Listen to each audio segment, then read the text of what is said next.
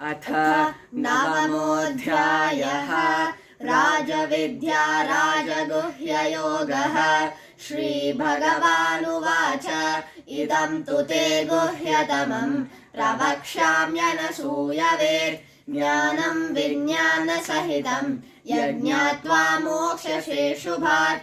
राजविद्या राजगुह्यं पवित्रमिदमुत्तमं प्रत्यक्षावगमं धर्म्यं सुसुखं कर्तुमव्ययम्। अश्रद्धधानाः पुरुषाः धर्मस्यास्य परन्तप अप्राप्य मां निवर्तन्ते मृत्युसंसारवर्त्मनि। मया ततमिदं सर्वं जगदव्यक्तमूर्तिना मत्स्थानि सर्वभूतानि न चाहं तेष्वस्थितः न च मत्स्थानि भूतानि। पश्य मे योगमैश्वरम् भूतभृन्न च भूतस्थः ममात्मा भूतभावनः। यथाकाशस्थितो नित्यं वायुः सर्वत्र गोमहान् तथा सर्वाणि भूतानि मत्स्थानीत्युपधारय। सर्वभूतानि कौन्तेय प्रकृतिं यान्ति मामिकाम्। कल्पक्षये पुनस्तानि कल्पादौ विसृजाम्यहम्। प्रकृतिं स्वामवष्टभ्य विसृजामि पुनः पुनः। भूतग्राममिमं कृत्स्नम् अवशं प्रकृतेर्वशात् न च मां तानि कर्माणि निबध्नन्ति धनञ्जय। उदासीनवदासीनम् असक्तं तेषु कर्मसु मयाध्यक्षेण प्रकृतिः सूयते सचराचरम्। हेतुनानेन कौन्तेय जगद्विपरिवर्तते अवजानन्ति मां मूढाः। मानुषीं तनुमाश्रितं परं भावमजानन्तः मम भूतमहेश्वरम्। मोघाशामोघकर्माणः मोघज्ञानविचेतसः राक्षसीमासुरीं चैव प्रकृतिं मोहिनीं श्रिताः। महात्मानस्तु मां पार्थ दैवीं प्रकृतिमाश्रिताः भजन्त्यनन्यमनसः ज्ञात्वा भूतादिमव्ययम्। सततं कीर्तयन्तो मां यतन्तश्च दृढव्रताः नमस्यन्तश्च मां भक्त्या नित्ययुक्ता उपासते। ज्ञानयज्ञेन चाप्यन्ये यजन्तो मामुपासते। एकत्वेन पृथक्त्वेन बहुधा विश्वतो मुखम्। अहं क्रतुरहं यज्ञः स्वधाहम् अहमौषधम्। मन्त्रोऽहम् अहमेवाज्यम् अहम् अग्निरहं हुतम्। पितामहस्य जगतः माता धाता पितामहः वेद्यं पवित्रमोङ्कारः ऋक्सामयजुरेव च।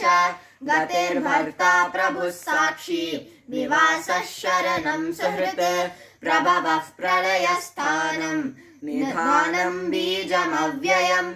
तपाम्यहम् अहं वर्षं निगृहाम्युसृजामि च। अमृतं चैव मृत्युश्च सदसच्चाहमर्जुन।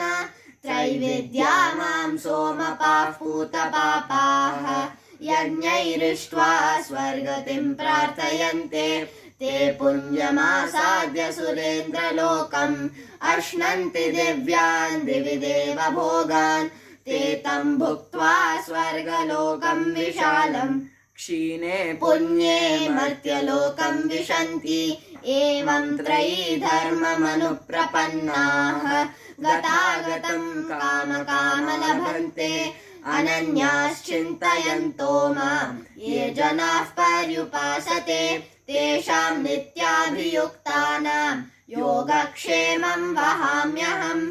येऽप्यन्यदेवता भक्ताः यजन्ते श्रद्धयान्विताः तेऽपि मामेव कौन्तेय यजन्त्यविधिपूर्वकम्। अहं हि सर्वयज्ञानां भोक्ता च प्रभुरेव च।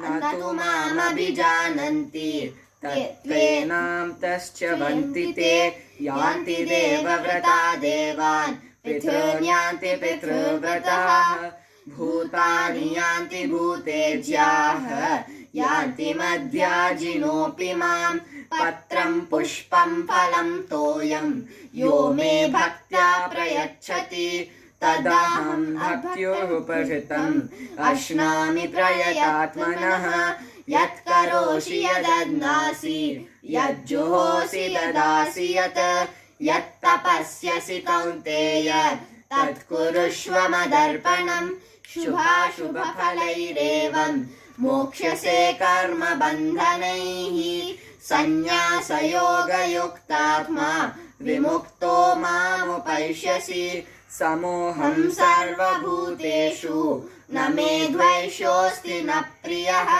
ये भजन्ति तु मां भक्त्या मयि ते तेषु चाप्यहम् अपि चेत् सुदुराचारः भजते मामनन्यभाक् साधुरेव समन्तव्यः सम्यग्व्यवसितो हि सः क्षिप्रं भवति धर्मात्मा शश्वच्छान्तिं निगच्छति कौन्तेय प्रतिजानीहि न मे भक्तः प्रयच्छति मां हि पार्थव्यपाश्रित्य येऽपि स्युः पापयोनयः स्थिर्यो वैश्यस्तथा शूद्राः तेऽपि यान्ति परागतिम् किं पुनर्ब्राह्मणाः पुण्याः भक्ता राजर्षयस्तथा अनित्यम् असुखं लोकम् इमं प्राप्य भजस्व माम् मन्मना भव मद्भक्तः मध्याजी मां नमस्कुरु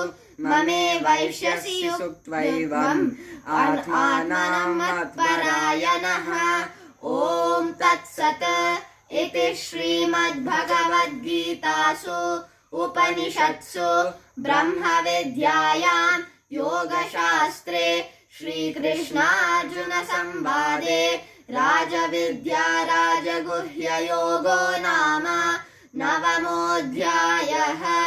श्रीकृष्णार्पणमस्तु।